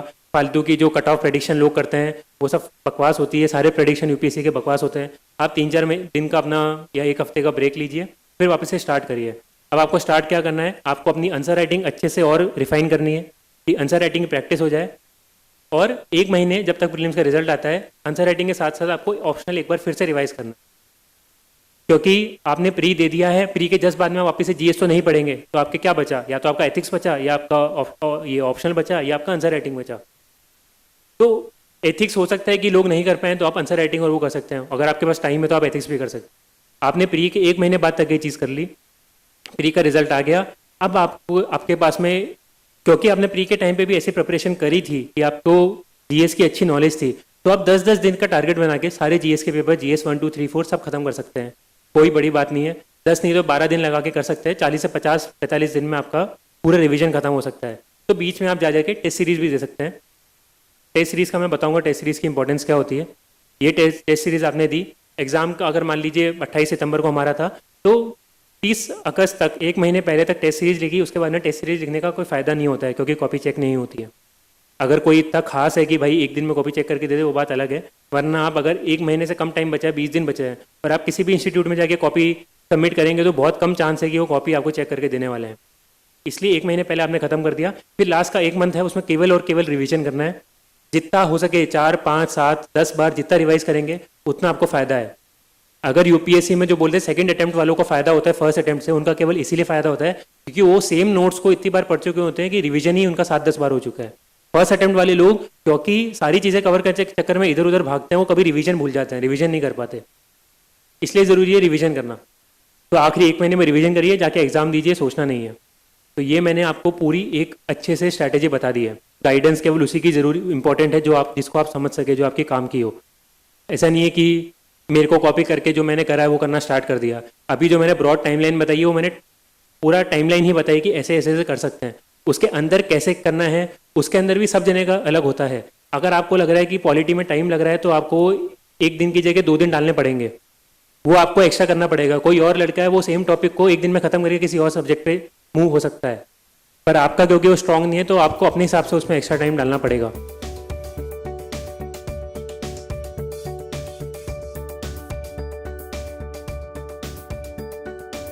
लोगों का मैंने देखा है कि बहुत ज़्यादा वो लोग नोट्स के पीछे भागते हैं। जैसे जितेंद्र सर ने बोला कि बोलते हैं हमारे नोट्स काफ़ी हैं, जो भी बोल रहा है हमारे नोट्स काफ़ी है वो बाबा बना रहा है, वो आपको बेवकूफ़ बना रहा है, वो आपको सबसे बड़ा फ्रॉड है, वो आपका एग्जाम नहीं क्लियर होने देना चाहता है, इसलिए बोल रहा है कि हमारे नोट्स काफ़ी हैं।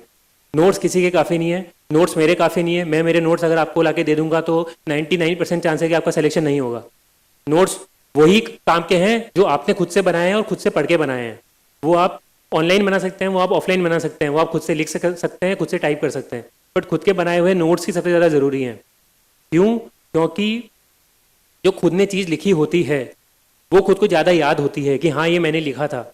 आप अगर किताब से पढ़ते रहेंगे तो वो आपको लग रहा है कि मैं पढ़ रहा हूँ, पर वो दिमाग में आपके सेट नहीं हो रहा है। आपने लिखा है तो आपका दिमाग एक्टिव लर्निंग कर रहा है, आप लिखते लिखते उसको पढ़ भी रहे हैं और लिख भी रहे हैं, तो याद भी हो रहा है। इसलिए बोलते हैं लिखना ज़रूरी है।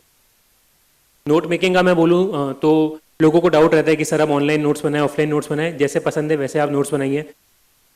कभी उसमें अधर-झूल में नहीं रही कि मैं ये करूं या वो करूं, जैसे आपको सही बैठ रहा है वैसे करना है, कोई सही तरीका नहीं होता है।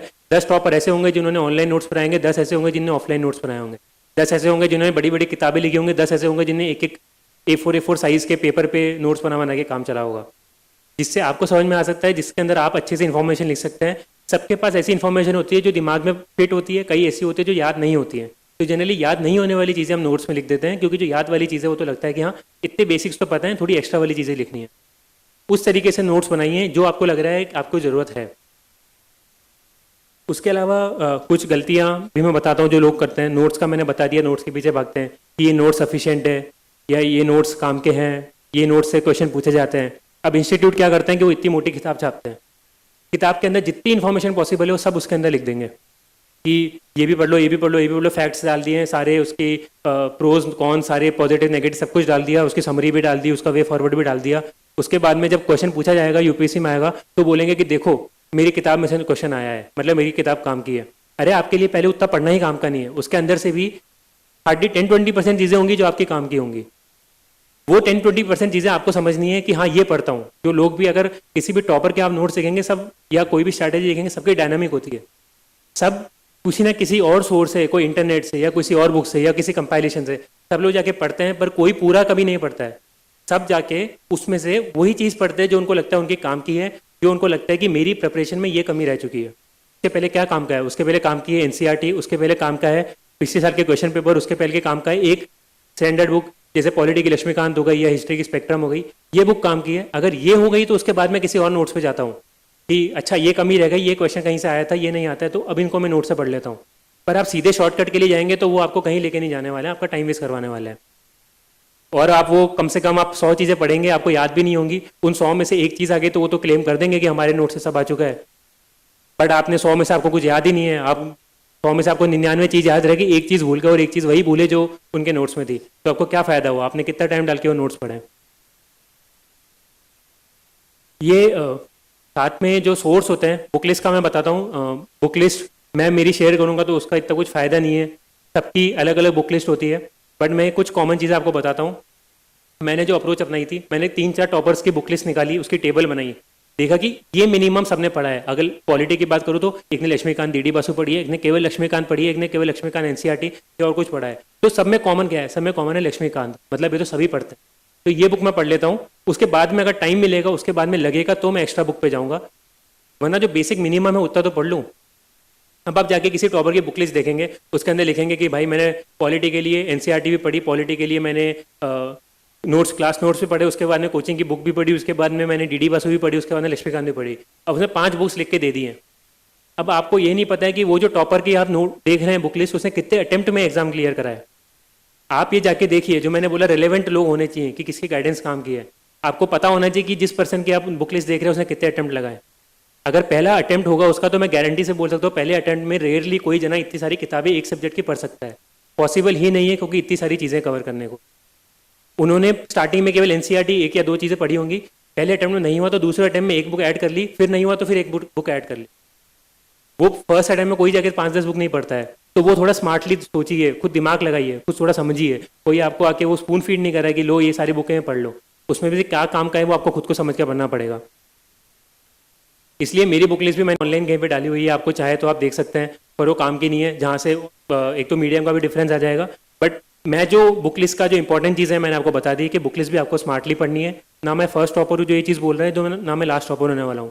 पिछले साल भी जो थे उन्होंने ये चीज़ बोली थी, अनुदीप सर थे, उन्होंने सेम बोला। नेक्स्ट ईयर जो भी टॉपर आएगा वो भी सेम चीज़ बोलेगा। अगर सब कोई बोल रहे हैं मतलब कुछ तो इंपॉर्टेंट चीज़ है, तभी सब लोग इस पर इतना फोकस करते हैं। इसलिए कम बुक्स पढ़िए पर उनको बार बार पढ़िए, उनसे समझिए, उससे अपनी अंडरस्टैंडिंग बनाइए, बेसिक कंसेप्ट पढ़िए, तब जाके आप कोई भी प्रीलिम्स हो आप मेंस हो उनके आंसर कर सकते हैं। आप उनके पीछे मत भागिए कि इस बुक में से 10 सवाल पूछे तो ये बुक पढ़ लेता हूँ। काफ़ी ऑनलाइन वीडियो आते हैं कि 10 unpredictable question with UPSC can ask. अरे भाई अनप्रेडिक्टेबल है तो आप हाउ कैन यू से कि वो आस्क कर सकते हैं? जब वो चीज़ें अनप्रेडिक्टेबल है आप कैसे एडवांस में बता दोगे कि 10 चीज़ें पूछेंगे? सबसे बड़े फ्रॉड वीडियो होते हैं वो, उनसे बचना है। जो जितेंद्र सर ने बोला कि भाई डाल दिया कि वाह गुरुजी वाह लोग लिखते हैं, सबसे बड़े बेवकूफ़ लोग होते हैं वो। कोई आपको आके ऐसे लिख के नहीं देगा कि ये 10 चीज़ें हैं पढ़ लो, आपके क्वेश्चन इसमें से पूछे जाएंगे। या जो ट्रेंड एनालिसिस होती है कि हमारे ट्रेंड के हिसाब से ये चीज़ें पूछी गई तो बाकी ये पूछेंगे। ट्रेंड कुछ नहीं होता है। ट्रेंड एनालिसिस करने वाले लोगों के पास कुछ काम धाम नहीं है, कट ऑफ प्रेडिक्शन करने वाले लोगों के पास कुछ काम धाम नहीं है, वो बस इमोशंस पे खेलते हैं एस्पिरेंट्स की। आप जैसे भोले वाले लोग होते हैं बहुत सारे जिनको पता नहीं होता है, वो उनकी झांसों में आके चले जाते हैं, उनका फायदा हो जाता है। अगर उनकी 1 लाख की फीस है, उनके 10 स्टूडेंट भी आ गए तो उनका 10 लाख का काम हो गया और उनका एफर्ट जाएगा, उनका 1 या 2 लाख का जाएगा, उनको पैसा बन के वो निकल चुके हैं। अब आप यहाँ पे पछता रहे हैं पीछे। इसलिए ज़रूरी है इन सारी चीज़ों को ध्यान में रखना। ऑनलाइन प्लेटफॉर्म्स का बता देता हूँ। ऑनलाइन प्लेटफॉर्म बहुत सारे आते हैं, लोग उनको फॉलो करते रहते हैं कि यहाँ से ये पढ़ता हूँ, वहाँ से वो पढ़ता हूँ, इधर से ये पढ़ता हूँ। पढ़िए बट स्मार्टली पढ़िए, जो आपके काम की चीज़ है वो पढ़िए। अगर 10 वेबसाइट को यूज़ करते हैं तो 10 की 10 वेबसाइट को पूरी फॉलो नहीं करता है कि उनके उस पर जाके आंसर राइटिंग करी, उसके जाके कुछ उन्होंने करंट अफेयर्स भी पढ़ा, उसके ऊपर जाके उन्होंने क्विज भी दिए, उसके ऊपर जाके उन्होंने कुछ और इन्फॉर्मेशन भी ली। सब जने जाएंगे एक वेबसाइट खोलेंगे या गूगल कर लेंगे XYZ टॉपिक, उसके आगे यूपीएससी लगा दिया, गूगल के रिजल्ट आ गए, उस रिजल्ट के अंदर जाके उस वेबसाइट को खोल के जो काम की चीज़ थी वो पढ़ के आगे निकल लिया। ये स्मार्टली आपको चीज़ करनी है।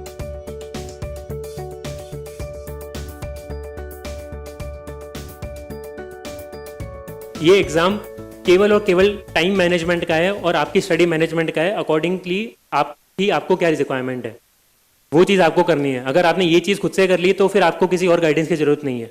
कोचिंग में जो टीचर्स वगैरह होते हैं वो आपको थोड़ा इधर उधर की चीज़ें बता देंगे। अगर आप कहीं मिसगाइड हो रहे हैं, कुछ गलती कर रहे हैं तो वो बता देंगे, बाकी पूरी चीज़ आपको करनी है। एक मैं परफेक्शन की बात बताऊं कि लोग परफेक्शन के लिए बहुत करते हैं कि मैं सब कुछ परफेक्टली करूं। अगर मैं नोट्स बनाऊंगा तो मैं परफेक्ट नोट्स बनाऊंगा कि सब कुछ आ जाएगा, उसके बाद मैं ऐसे नोट्स बनाऊंगा कि मैं उसको तीसरे अटेम्प्ट में भी पढ़ूंगा तो नोट्स काफ़ी हैं। ऐसा कभी नहीं होता है, परफेक्शन कभी नहीं आता है। सबसे बड़ा जो ये छलावा है इसका यूपीएससी का वो यही है कि परफेक्शन से आप सब कुछ कर सकते हैं। मैंने भी बहुत टाइम मेरे नोट्स बनाने डिले करे कि यार मैं ये पढ़ के फिर नोट्स बनाऊंगा। मेरे दोस्त ने बोला अरे आप क्यों टाइम वेस्ट कर रहे हो, आप सीधे नोट्स बनाना स्टार्ट तो करो। फिर मैंने नोट्स बनाने स्टार्ट करे, 1 महीना नोट्स बनाया, लगा कि अच्छा ये कुछ गलतियाँ कर रहा था, तो अगली बार जब नोट्स बनाना स्टार्ट करा तो वो गलतियों को सही करके फिर खुद से नोट्स बनाए। वो मैं गलतियाँ करता रहा, उन गलतियों से सीखता रहा और आगे बढ़ता रहा। मैंने वेट नहीं करा कि यार मैं एकदम सब कुछ सीख जाऊँगा। और एक आंसर राइटिंग की भी होती है, सब लोगों को डर रहता है कि आंसर राइटिंग कैसे लिखनी है, कब लिखनी है, कहाँ से लिखनी है। अब उसमें भी लोग वेट करते हैं कि मैं पहले पढ़ लेता हूँ, सिलेबस कंप्लीट कर लेता हूँ, उसके बाद मैं आंसर राइटिंग करूँगा। यूपीएससी का सिलेबस कभी कंप्लीट नहीं होता है। जो बोलता है यूपीएससी का सिलेबस कंप्लीट हो गया, आई डोंट नो वो कैसे बोल रहा है कि उन्होंने 3 किताबें रख रखी है, वो बोली कि 3 किताब हो गई मतलब सिलेबस हो गया। तो चौथी किताब में से क्वेश्चन पूछते हैं तो फिर भी आंसर नहीं कर पाएंगे। तो आंसर राइटिंग आपको इस तरीके से करनी है कि पढ़ लिया, जाके आप आंसर लिखिए जितना हो सके। अगर आप गंदा आंसर लिखेंगे आपको पता चल जाएगा मैंने गंदा आंसर लिखा है। अगर किसी ने आपको फीडबैक दिया कि 10 में से 1 नंबर मिलेंगे तो उससे हताश नहीं होना है कि मेरे को कुछ नहीं आता है। उससे आपको सीखना है कि मेरे 1 नंबर आए तो अगली बार मैं 2 नंबर लाने की कोशिश करूंगा। वो एक बार आप गंदा लिखेंगे, गलत लिखेंगे, उसके बाद में चौथी बार अपने आप सही होकर आप आंसर लिखने लगेंगे। वो परफेक्शन धीरे धीरे ही आता है, वो प्रैक्टिस करके ही आता है। सीधे आप एक बार सोच के सीधे विराट कोहली अगर जाके 100 मार रहा है तो उसके पहले नेट्स पे वो उतनी बार प्रैक्टिस करता है, वो बहुत आउटसाइड एज मिस करता है, उसके बाद में जाके वो कवर ड्राइव मारता है। ऐसा नहीं है कि वो भिड़ते ही कुछ नहीं कर रहा है, सो रहा है, अगले दिन सुबह उठ के टेस्ट मैच में जाके 100 मार के आ गया। वो भी उतना प्रैक्टिस करता है, वो भी उतना कोशिश करता है कि मैं अपना परफेक्शन ला सकूं। प्लानिंग वाला मैंने बता दिया कि लोग एक मैं बता देता हूँ। हाँ, प्लानिंग का लोगों का टाइम टेबल का बहुत होता है, कितने घंटे पढ़ना है या कैसे पढ़ना है, कहाँ से पढ़ना है, ये सब प्लानिंग का पार्ट होता है। प्लानिंग इंपॉर्टेंट होती है एग्जाम में, बिना प्लानिंग के आप कुछ नहीं कर सकते। मैंने भी बोला आपको स्टडी मैनेजमेंट करना है। प्लानिंग का में गलती लोग तब करते हैं जब वो बहुत ज़रूरत से ज़्यादा प्लानिंग करने लगते हैं कि आज सुबह उठ के टाइम टेबल बनाया कि मैं 7 से 8 ये करूँगा, 8 से 9 ये करूँगा, 9 से 11 ये करूँगा, 11 से 12 ये करूँगा, 12 से 1 मैं सोऊंगा, फिर ये करूँगा। वो आप पूरा प्लान बनाते हैं, 2-3-4 घंटे लगाते हैं, फिर आपसे वो प्लान फॉलो नहीं हो पाता। आप इतना स्ट्रिक्ट प्लान बनाते हैं उसके बाद में हफ्ते भर के बाद में आप हताश हो जाते हैं कि यार मैंने प्लान बनाया मेरे से फॉलो ही नहीं हुआ, अब मैं क्या करूँ। फिर आप 1-2 दिन थोड़ा उदास रहेंगे, तीसरे दिन आप वापस से करेंगे चलो मंडे से स्टार्ट करेंगे, थोड़ा सैटरडे संडे रिलैक्स कर लिया, 2 दिन और निकाल दिए, फिर 3 घंटे बैठ के फिर से टाइम टेबल बनाया, अगले हफ्ते सेम चीज़ हुई, उसके अगले हफ्ते सेम चीज़ हुई। ज़रूरत से ज़्यादा ये चीज़ करना भी आपको घातक हो सकता है। आपको perfect planning perfect time table भी नहीं की भी रिक्वायरमेंट नहीं है। आपको अगर प्लानिंग करनी है तो आप टॉपिक लेके चलो कि मेरे को ये टॉपिक पढ़ना है, ये टॉपिक मैं इतने दिन में खत्म करूंगा, वो मेरी रिस्पॉन्सिबिलिटी खत्म करने की मैं कैसे भी करूँ। अब मैं दिन में 8 घंटे पढ़ में करूँ, दिन में 10 घंटे पढ़ के करूँ, दिन में 5 घंटे पढ़ूँ, दिन में 15 घंटे पढ़ूँ, वो आपको पता है कि मुझे ये टॉपिक कितने दिन टाइम में खत्म करना है तो अब मैं खत्म करूंगा। पर एक बार वो डिसाइड कर लिया तो फिर आपको उस पर स्टिक करना है, उससे आपको हटना नहीं है। कई बार लोग जो टारगेट भी बनाते हैं ऐसे बनाते हैं कि यार इसको तो मैं 1 दिन में खत्म कर दूंगा, बल्कि वो टॉपिक इतना बड़ा है। लक्ष्मीकांत को लोग बोलेंगे 2 दिन में लक्ष्मीकांत खत्म कर देंगे। अरे आप नहीं कर सकते, सब्जेक्ट इतना बड़ा है कि आप पढ़ ही नहीं पाएंगे उसको 3 घंटे से ज़्यादा 1 दिन के अंदर। तो वो आपको जो टाइमलाइन है, जो टारगेट बनाना है, वो भी उसी हिसाब से बनाना है कि चलो मैं 2 दिन में पढ़ूंगा, 2 दिन है तो चलो 3 दिन में पढ़ूंगा। आपका 2 दिन में खत्म हो सकता है, पर आपने 3 दिन का टारगेट रख दिया कि अगर मान लो कहीं कुछ काम आ गया, ज़रूरी काम आ गया, कहीं कुछ छूट गया, तो मेरे पास 1 दिन एक्स्ट्रा है, बफर रखा हुआ है मैंने, मैं बफर वाले दिन पे जाके एक्स्ट्रा पढ़ लूंगा तो मेरा कवर हो जाएगा। मान लीजिए आपने 2 दिन में खत्म कर लिया, आपके साथ कुछ ऐसा काम नहीं आया, तो अब आपके पास या तो तीसरा दिन फ्री है या आप तीसरे दिन में कुछ और पढ़ सकते। पर आप कभी उससे निराश नहीं होंगे कि यार मैंने मेरा टाइमलाइन बनाया था, मैं उसको फॉलो नहीं कर पाया। इसलिए रियलिस्टिक टाइम टेबल बनाना बहुत ज़रूरी है। पता होना चाहिए कि मेरे को कितना टाइम लगेगा ये सब्जेक्ट पता होने में। इसलिए सबसे पहले जो चीज़ बोली, पता होना चाहिए कि आपकी कितनी क्षमता है, आप इस चीज़ को कितनी जल्दी पढ़ सकते हैं। अगर इकोनॉमिक्स आती है तो मैं उसको 1 घंटे में पढ़ लूँगा, पॉलिटी आती है उसको 10 घंटे में पढ़ूंगा, पॉलिटी नहीं आती तो उसको 10 घंटे में पढ़ूंगा। ट्रेंड एनालिसिस का मैंने आप सबको बता दिया है कि ट्रेंड एनालिसिस सबसे बड़ा फ्रॉड होता है, मत पढ़िए उसके अंदर। अगर लोग बोलते हैं कि भाई पिछले 5 साल से अगर 20-20, 25-25 क्वेश्चन करंट अफेयर्स में पूछ रहे हैं प्रीलिम्स के अंदर, तो कोई गारंटी नहीं है कि अगले साल भी 25 क्वेश्चन पूछे जाएंगे। यूपीएससी चाहे तो 30 क्वेश्चन पॉलिटी के पूछ लेगा। जो लोग करते हैं कि सर लास्ट 2 साल से करंट अफेयर्स पढ़ रहे हैं तो प्रीलिम्स में करंट अफेयर्स पर ज़्यादा फोकस करते हैं। आप अगर ये गलती करेंगे तो आप फंस जाएंगे अगर प्रीलिम्स के अंदर उन्होंने कुछ और पूछ डाला। आपकी प्रिपरेशन ऐसी होनी चाहिए कि भाई कुछ भी चीज़ हो मैं मेरा बेस्ट देकर आऊँगा। मैं कभी उससे नहीं होऊंगा, सिचुएशन के ऊपर डिपेंडेंट नहीं होऊंगा कि जो भी सिचुएशन है मैं उसके हिसाब से ही, अगर मेरी फायदे की सिचुएशन आई तब तो मैं अच्छा कर लिया, नहीं आई तो बोलेंगे अरे यार ये पढ़ाई नहीं करी थी, अगली बार कर लेंगे। आपकी पढ़ाई इतनी होनी चाहिए कि कुछ भी पूछ ले, वो पॉलिटी के 15 क्वेश्चन पूछे 50 क्वेश्चन पूछे, आपको आंसर करने आने चाहिए। अगर पॉलिटी के 50 टफ भी पूछे तो वो सबके लिए टफ होंगे, इसमें डरने की बात नहीं है कि यार मेरे को पॉलिटी नहीं आती, 50 क्वेश्चन पॉलिटी के पूछे। आपकी प्रिपरेशन, जो मैंने ताकत और कमजोरी की बात करी, ताकत आप कितनी स्ट्रॉन्ग कर लीजिए कि अगर उसके 50 क्वेश्चन पूछे तो आप उसमें से 45 सही करके आएंगे, 90% से ऊपर एक्यूरेसी रखें। जो सब्जेक्ट आपको नहीं आता है वो सब्जेक्ट में आप कोशिश करिए कि कम से कम गलती हो। अगर उसमें 15 क्वेश्चन आए तो मैं ऐसे नहीं कि मैं 15 में से 10 अटेम्प्ट कर रहा हूँ, 10 में से 2 सही हो रहे हैं, 8 गलत हो रहे हैं। आपकी कोशिश होनी चाहिए कि मैं भले 15 में से मैं 5 अटेम्प्ट करूंगा पर 5 के 5 सही करूंगा, तुक्केबाजी नहीं करूंगा। तुक्केबाजी आपने प्रीलिम्स में करनी स्टार्ट कर दी तो आप वहीं फंस जाएंगे और वहीं आपका स्कोर नीचे चले जाएगा। एक एक क्वेश्चन बहुत आपको कहीं से कहीं पहुंचा सकता है। इसलिए अपनी तैयारी उस लेवल की कीजिए कि आपको बाहर की एक्सटर्नल चीज़ों पे डिपेंड नहीं होना पड़ रहा है। आप अपने आप में सफिशिएंट हैं, आप अपने आप में डिपेंडेंट है कि मैं जाके कुछ भी पूछा मैं उसका आंसर करके आ जाऊंगा, उसके बाद में जो होगा देखा जाएगा, पेपर के हिसाब से कट ऑफ आ जाएगा, उसके हिसाब से मेरी सिलेक्शन होगा या नहीं होगा। अपनी मेहनत उस हिसाब से करनी है। अब एक जो रिसोर्स की वाली बात बोली थी, ये पता नहीं सबको समझ में आएगा नहीं आएगा। रिसोर्स और कंपटीशन की मैं बात बताता हूँ कि कंपटीशन कब अच्छा होता है। कंपटीशन किसी से compete करना अच्छा भी होता है, बुरा भी होता है। अब टीम्स में जनरली बोलते हैं यार हेल्दी कंपटीशन बहुत अच्छा है। इंडिया की टीम को क्यों अच्छा बताते थे कि इंडिया में इतने सारे बैट्समैन हैं कि भाई वर्ल्ड कप की बेस्ट बैटिंग टीम इंडिया की होने वाली है। फिर भी 4 साल हो गए इंडिया की टीम को, अगर कोई अच्छे से फॉलो करता है उनको पता होगा कि नंबर 4 पे अच्छा बैट्समैन नहीं था, इसलिए इंडिया को थोड़ी दिक्कत हुई वर्ल्ड कप में, और वो वन ऑफ द रीजन थे कि इंडिया नहीं जीत पाई वर्ल्ड कप। अब इतने सारे ऑप्शन होते हुए भी क्या दिक्कत आई कि 4 नंबर का बैट्समैन नहीं मिला। मुझे जितना समझ में आता है उसका रीजन ये है कि सबके ऊपर वो प्रेशर था। वो हेल्दी कंपटीशन होने की जगह सब अपनी उसके लिए खेलने लगते थे कि सब अपनी जान बचाते थे कि मैं 30-40 रन बना देता हूँ, मेरी टीम में जगह पक्की हो जाएगी। जब ये माइंडसेट से वो होता है, उन्होंने उस कंपटीशन को उल्टा लिया। सेम आप अगर 5 दोस्तों के साथ पढ़ रहे हैं, अगर आप उनका हेल्दी कंपटीशन ले रहे हैं कि चलो उसके 20 नंबर आए तो मैं 21 लाके दिखाऊंगा, पर अगर आप डर के बैठे हैं कि यार नहीं उसके 20 आगे मेरे कितने आएंगे, तो आप परफॉर्म ही नहीं कर पाएंगे। आई एम होपिंग आपको ये वाली बात थोड़ी समझ में आई होगी। सेम अगर मैं रिसोर्स वाली बात बताऊं कि कितनी बुक पढ़नी चाहिए, सेम बुक्स पे वो करना चाहिए। इंडिया की टीम थी, इंडिया की टीम में इतने सारे प्लेयर्स ट्राई हुए हैं। वर्ल्ड कप में भी इतने सारे प्लेयर खेले हैं, 15, 16, 17, आई थिंक इंजरी के बाद में प्लेयर आते थे, वो खेलते थे। इंग्लैंड की टीम में 15 प्लेयर थे, 15 में से 2 को तो पूरे वर्ल्ड कप ही नहीं खिलाया, केवल 13 प्लेयर्स में उन्होंने पूरा वर्ल्ड कप निकाल दिया। उनकी वो लिमिटेड टीम के अंदर ही उन्होंने पूरा काम निकाल दिया, पर वो लिमिटेड टीम ही इतनी अच्छी थी कि उससे उनका काम निकल गया। उन सबको पता था कि ये प्लेयर यहाँ पे इस काम का है, ये इस काम का है, इस काम का है। सिमिलरली आपकी बुक्स हैं, लिमिटेड बुक्स हैं, ये बुक इस काम की है, इस काम की है, इस काम की है, उसके आगे आपको 14वीं 15वीं बुक की रिक्वायरमेंट ही नहीं पड़ेगी। जरूरत से ज़्यादा रिसोर्सेज भी बहुत बार घाटा कर सकते हैं। इंडिया के साथ जो नंबर 4 पे हुआ वो ये वाली चीज़ थी। अगर आप लिंक कर पा रहे हैं तो आई होप आप समझ जाएंगे।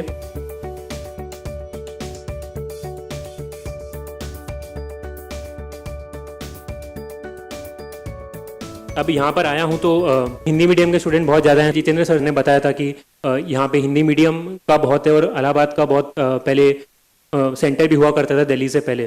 तो जब मुझे पता चला तो काफ़ी खुशी भी हुई कि चलो ठीक है, हिंदी मीडियम स्टूडेंट्स के बीच में जाके मुझे थोड़ा बोलने का मौका मिल रहा है, उनको इंस्पायर करने का मौका मिल रहा है। और सबसे पहले मैं ये बताना चाहूँगा आपको कि प्लीज़ मीडियम देख के किसी से तुलना मत कीजिए, किसी से डरिए मत कि मेरा ये मीडियम है तो मैं इस मीडियम से सेलेक्ट नहीं हो सकता हूँ। आज से 5-10 साल पहले भी तो हिंदी मीडियम के बच्चे कर रहे थे। ऐसा तो नहीं है कि किताबें खराब हो गई हैं या यूपीएससी ने कुछ और पूछना स्टार्ट कर दिया है। सिलेबस सेम है, यूपीएससी सेम है, आपकी बुक सेम है, बस आपको पढ़ना है, आपको आंसर लिखना आना चाहिए। अगर आप सही तरीके से करेंगे तो मीडियम का फर्क नहीं पड़ेगा उसके अंदर। मेरा भी मैं बताऊं तो 6th क्लास के अंदर 5th तक मैं केंद्रीय विद्यालय में था, हिंदी मीडियम था। 6th के अंदर मैं इंग्लिश मीडियम स्कूल में शिफ्ट हुआ था। पहले मेरे को भी डर लगता था कि यार मैं कहाँ आ गया, पर मैंने मेहनत करी।